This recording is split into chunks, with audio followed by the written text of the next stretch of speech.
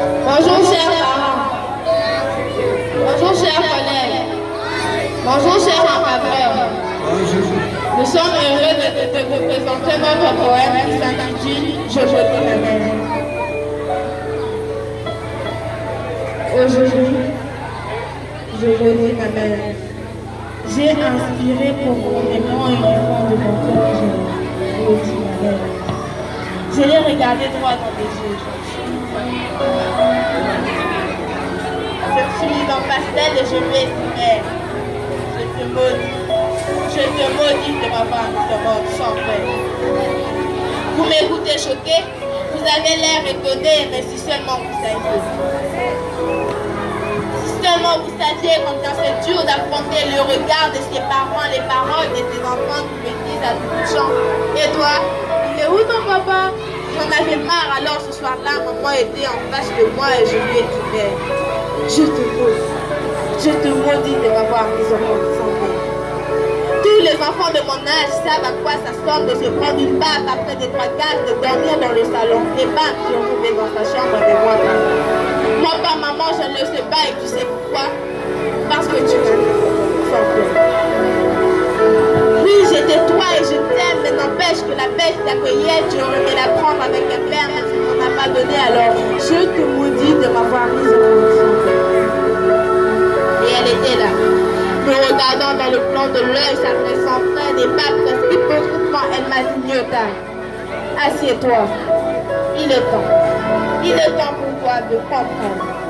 Il est temps pour toi d'entendre. Il est temps pour toi d'apprendre. Alors je me suis assise et elle m'a dit, tu sais Nyota, il y a des choses que tu prends la décision d'investir et qui te reviennent sous forme de réel, visible ou invisible. Mais tu vois, moi je n'ai rien demandé. Je n'ai rien décidé. Elle m'a dit c'était un soir comme un autre venant de l'école, un enfant surprenant avec des rêves débordants. Elle avait plein d'ambition mais sans précédent. Ce soir-là, c'était la dernière fois elle ouvrait la porte de pensée. Sur le chemin de la maison, un homme lui a demandé quelle heure il était. Oli, elle lui a répondu en continuant son chemin, mais 3 mètres plus loin, dans sa jupe d'uniforme, il a tapé sur l'épaule en lui disant qu'il était l'heure d'accomplir sa besogne. Avec son mètre 65, elle n'a plus rien faire, elle s'est retrouvée à terre et a subi l'une des plus grandes humiliations de la terre entière. Je la regardais pleurer devant moi, elle me disait « Nyota, rends-moi », j'ai crié, je me suis battue, j'étais pliée devant cette brute, mais après 5 minutes, j'ai compris que je ne pouvais plus m'en sortir. Alors, je l'ai laissé faire.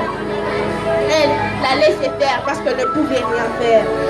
Ma mère est rentrée chez elle, à pleurant, sanglante en disant « J'ai été agressée, on m'a violée », elle criait, elle pleurait, elle avait mal. Elle ne croyait pas que quelque chose de si grave pouvait lui arriver. Et face à ses larmes, dans un regard froid, sa mère la regarda sans aucune consolation, sans aucun mot de soutien, elle lui dit tout simplement « Va te laver ». Ma mère m'a dit, tu sais Nyota, je ne leur veux pas car dans cette partie du Congo, chaque femme s'endort avec la peur d'apprendre une grande partie des enfants. Chaque femme est mentalement préparée à la souffrance. Certaines femmes congolaises ne savent jamais consoler car elles n'ont jamais reçu consolation. Elles pouvaient aider les autres à guérir si elles-mêmes avaient reçu guérison. Mais à défaut de ne pas pouvoir exprimer la colère qui remplit leur cœur, elles s'enferment dans un silence qui culpabilise. Pendant un instant, on a gardé silence. C'était le silence de briser le corps de toute l'histoire de silence. Ce silence parlait. Ce silence disait, mère, je suis désolée. On m'a dit que ta mère était une fille de joie, elle t'a eu entre deux soirs dans un bar. Je pensais que tu étais de celles qui faisaient des choses pour plaire, mais je m'ai trompée. Alors, je suis désolée. Et je me suis jetée à ses pieds. J'ai pleuré, amèrement, longtemps.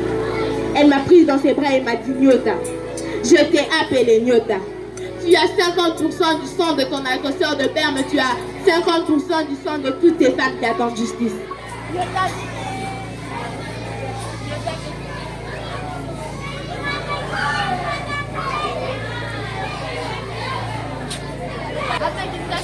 République démocratique du Congo, 1152 femmes sont tuées par ce qui fait environ 48 viols par heure et un viol plus de 2 minutes.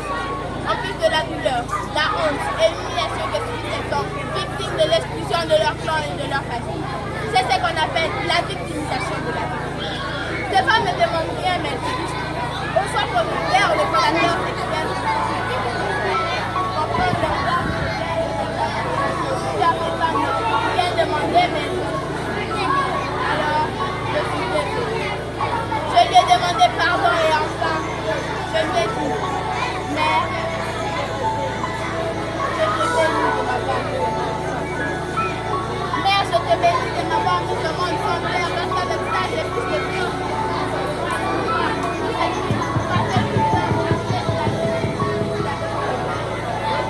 Autant je te bénis mère, autant je te bénis tes femmes congolaises.